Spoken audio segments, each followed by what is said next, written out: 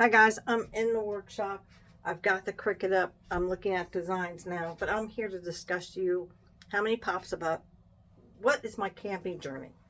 When my kids were tiny, I had tents, massive, awesome tents. I mean, they were like houses, okay? Canvas, old style tents. They were amazing, okay?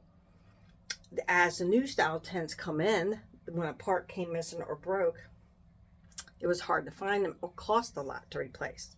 So I decided, let's go to a pop-up. My very first one was a Coleman. It was a tiny, it had a king size and a full on the other side, and then it had a, I would call it more of a large single for the dinette. Very small, easy to pull, great pop-up. Didn't have a problem with it. Had more kids, I went back to tent camping. Then me and my husband at the time, we bought a friend's camper. Don't ever buy a friend's camper because he'll only let you see the good, not the bad or the ugly. Okay? It was a money pit. Everything and anything went wrong.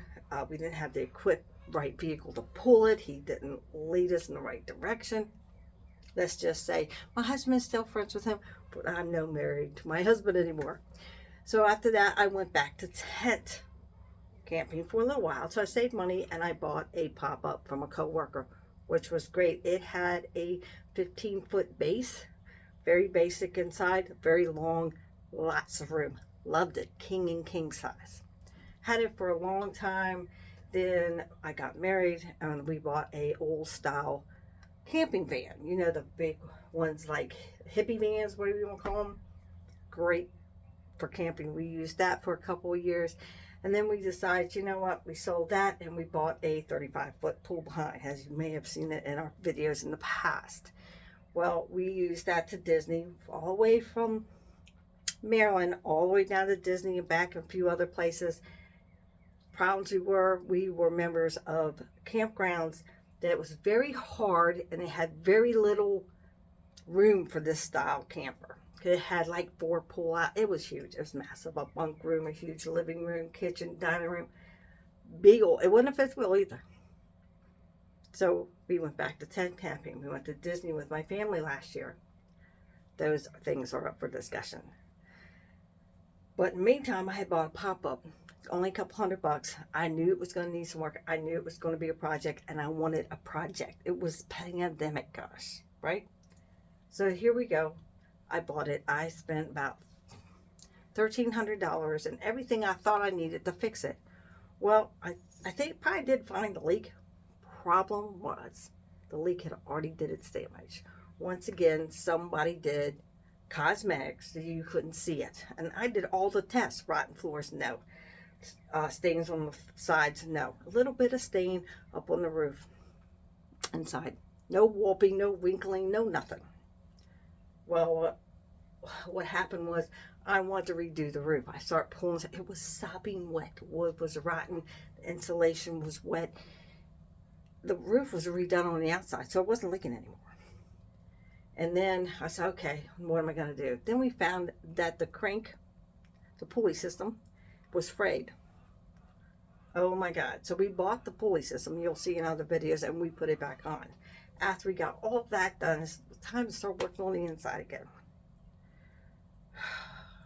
Storm came through, the top came down right off because I lowered it to this, okay?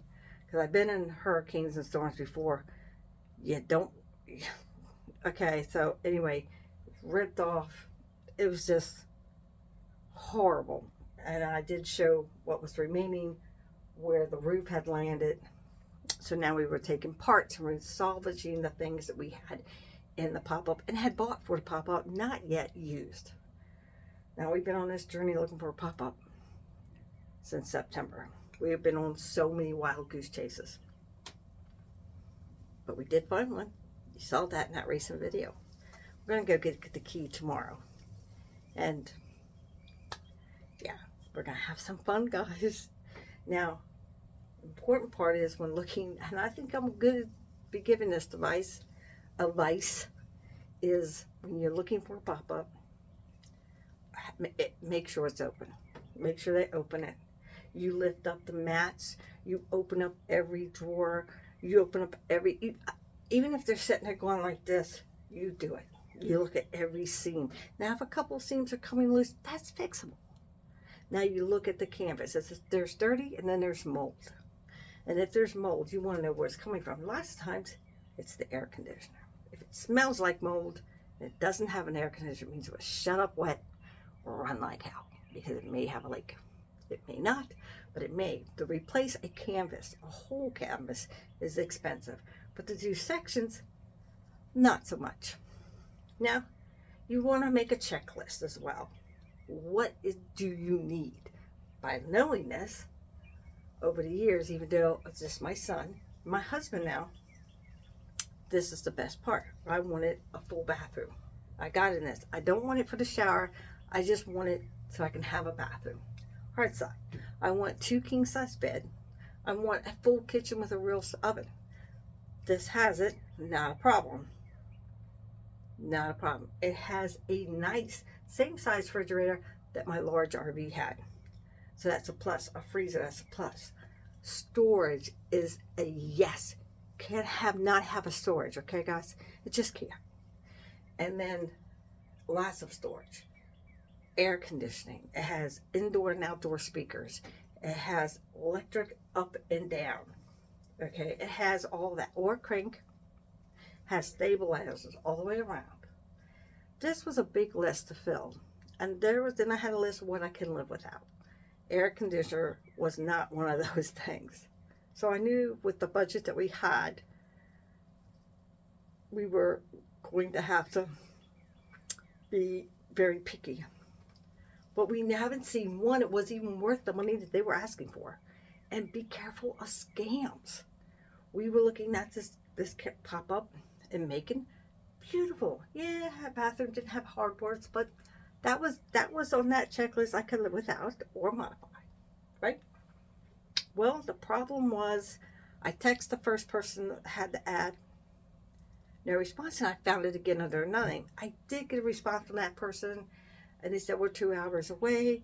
And I said, not a problem. And then I found it again on a third person, but they were all the same address.